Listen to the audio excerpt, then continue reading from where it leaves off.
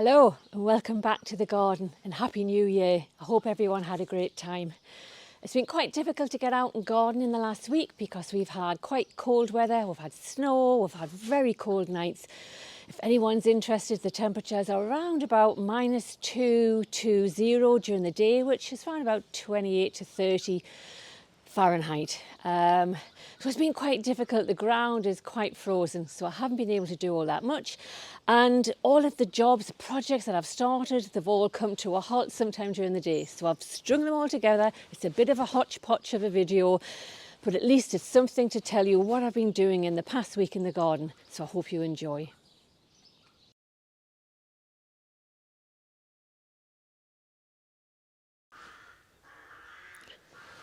Now these Carex grasses are certainly getting a good munch from the rabbits. I did have them all the way around the path, but I dug most of them out.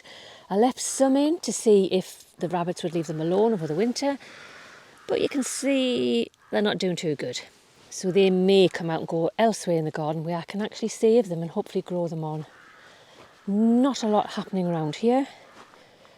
See, we've had something digging there trying to get to the grasses. This was a Fatsia japonica until the deer munched away on it, and there's nothing left of it. And I've got two of them and they're both like that. So again, that will have to come out. Obviously not deer resistant, but down here in the white spring border, look at these. I can't believe this. Here we are, it's the 3rd of January and these have started to flower already. Look at those.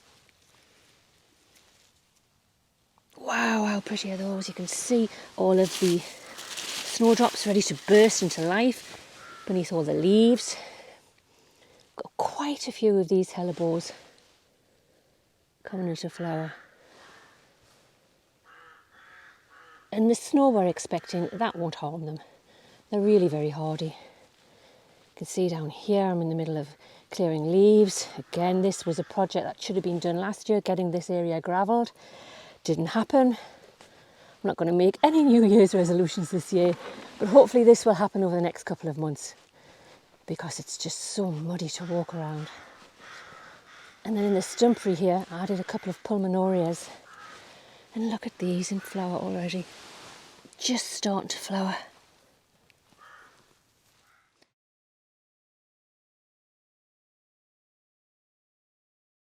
Pretty bare after Christmas.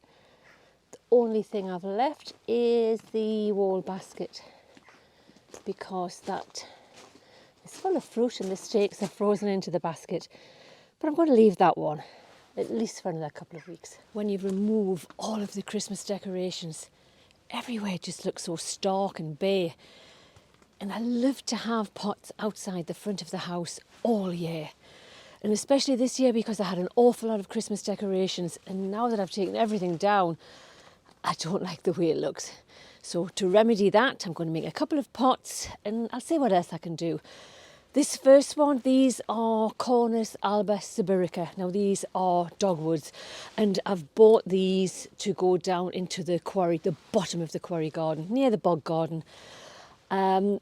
It was too good an opportunity to miss. The local garden centre was closing down early January. So all of the plants that they had at that time were 50% off. So I've got all of these before Christmas. And the intention is probably the end of February, early March, I'll cut these right back. And all of the hardwood cuttings I'll use to make new plants for elsewhere in the garden. So I'll take all of the cuttings and I'll try and get them to root, hopefully during this year. They're quite easy to root, so I'm pretty hopeful that they'll do okay. So I've added that, I've left it in the pot. The pot has got some old compost in it. I've left it in the pot because it's only going to be here about 2 months. I've got a lovely hellebore to add. Now this one, again, I bought in this 50% sale, closing down sale. This is one of the gold collection, and I do try to buy 1 or 2 of these a year, and I'm a big collector of these now. And this was only £8, and now these go for a lot of money because they're quite expensive hellebores. So I did strike lucky with this one. And this particular one is called Shooting Star, and it's got a creamy lemony flower. and it'll flower for about a month, I would say. And it's a little bit root bound, so I'll just tease the roots very, very carefully. Now I'm going to pot this direct into the pot rather than leaving it in its pot. And there's just enough room at the front here. And I just think it's so pretty. And the lovely red veins in the hellebore goes lovely with the red stems of the corners. So I think that's really nice. And because we're in very cold weather, this will more than likely freeze tonight. These have been in the potting shed for a while, but this will freeze. But they'll survive. Hellebores survive way colder temperatures than what we ever get here in the UK. And this is an ivy that I've had, this is pot bound as well, for a few years. I keep adding it to pots, and then I'll pot it up in new compost around about March, April time when I've finished using it for the year. So I'm going to add that in the corner there, and I'll just drape it along the front so it adds a little bit of spiller down the front of the pot. I'm going to keep it really simple. I've now got some primulas, and these are what we call our heritage primulas, pretty much like what we have grown in our hedgerows. Now these are lovely buttery, creamy, yellowy colours. I'm just going to add a few of these around the pot.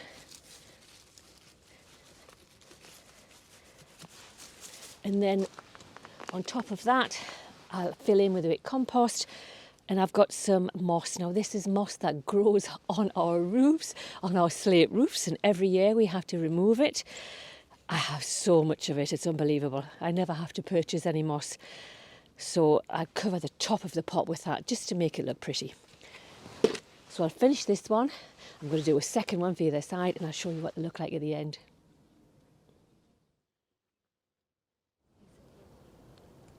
Can't beat hellebores and primulas this time of year.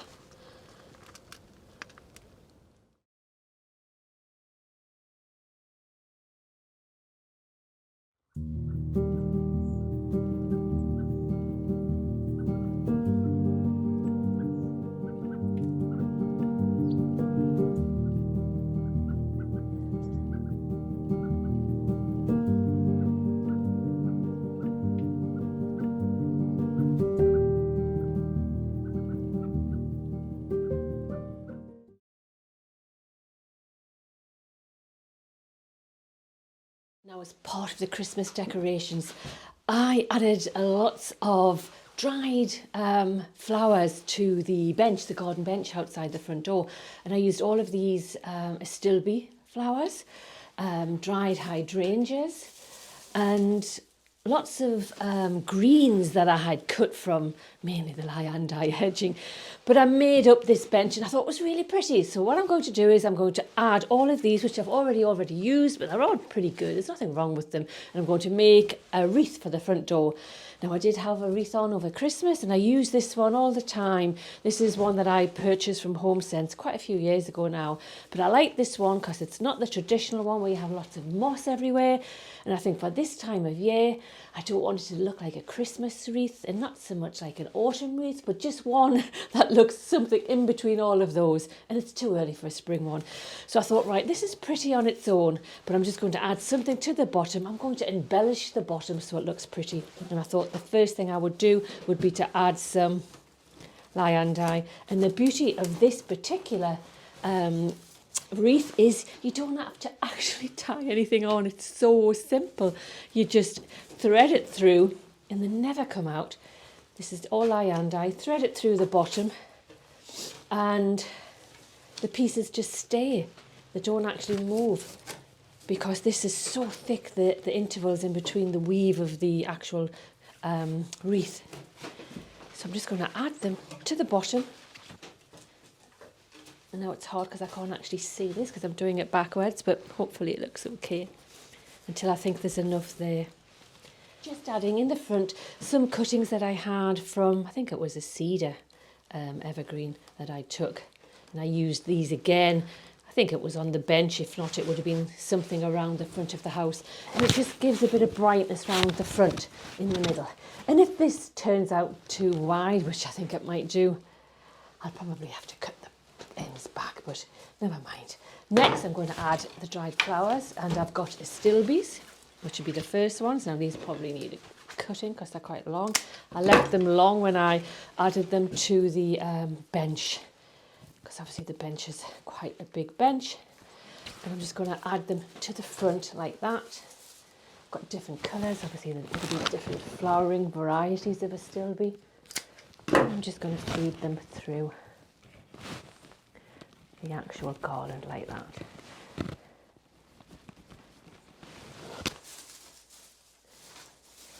And this is probably the quickest project I've ever done.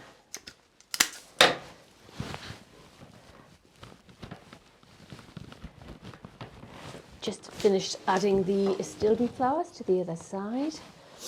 And I will make this really quick because my hands are so cold, there's no heating in here. Next I've got some pussy willow branches. Now I've had these in the house and I used them as part of my garland display on the fireplace this year. And I've had them for a few years in a vase. And some of the lovely little flowers, the catkins I think they're called, they are coming off, but it's fine. I think it'll still give me a nice effect, and if I just place a few of them either side, it just gives me a bit of brightness into this this wreath. Not too many, just about 2 or 3 either side. This is probably getting wider and wider. But last but not least, I'm going to use some dried hydrangea flowers just in the bottom. Not many, possibly 1 or 2. Just going to feed them in. I've picked the best out of what was left. Some of them are a little bit dog-eared now because they've been blown around in all the winter weather that we've had. See if I can ease this one in the middle.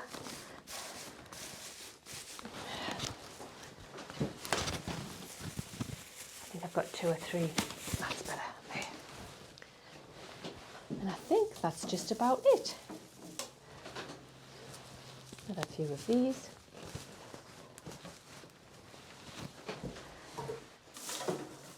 One more. This one seems a bit long, I'm just going to cut it off.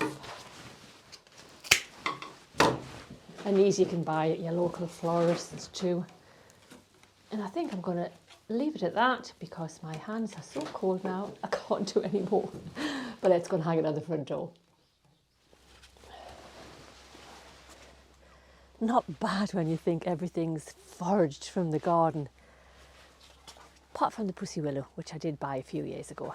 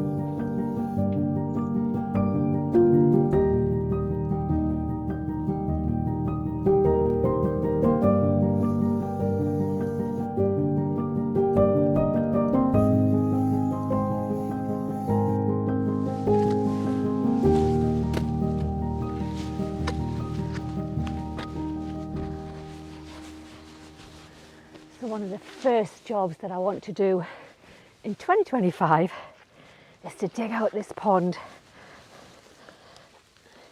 Now the ground's pretty frozen on the top, but underneath it's quite soft. And you might be wondering, why am I doing it now instead of waiting until the weather's a bit milder? And that's because I dug out a test hole behind me, and that was about a year ago, just to see how much clay content I had, to see if it would retain the rain, the water, and it did. It's never been emptied since, and I've never been able to get back down here and dig here because we've had so much rain. And the idea is that this pond will be a wildlife pond. I'm not going to use a liner or anything like that. It's purely going to be puddled, the clay. I'll puddle the clay, which is a method that they've used for hundreds of years to make areas to retain water. So I'm going to give it a go. Never done a project like this before. It might be hopeless. I might not actually succeed. I don't know yet, but I'm going to give it a go because I'm very much of the opinion that I like to try things and I like to do things my way. And it's going to be sort of a zero cost. I just have to dig it out. I've got lots of stones to make it pretty around the edge, and hopefully it'll look somewhere decent and retain water forevermore. But the weather might be getting the better of me today as the day goes on, because the ground is getting harder and harder to dig. But I can actually see the clay. It's quite soft underneath. Actually see the clay layer here.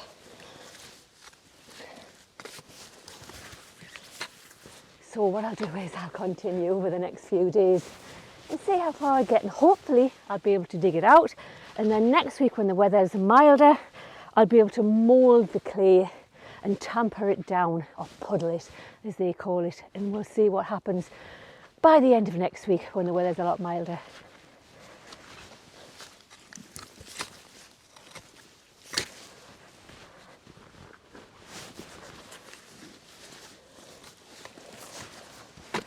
But I've had enough for today.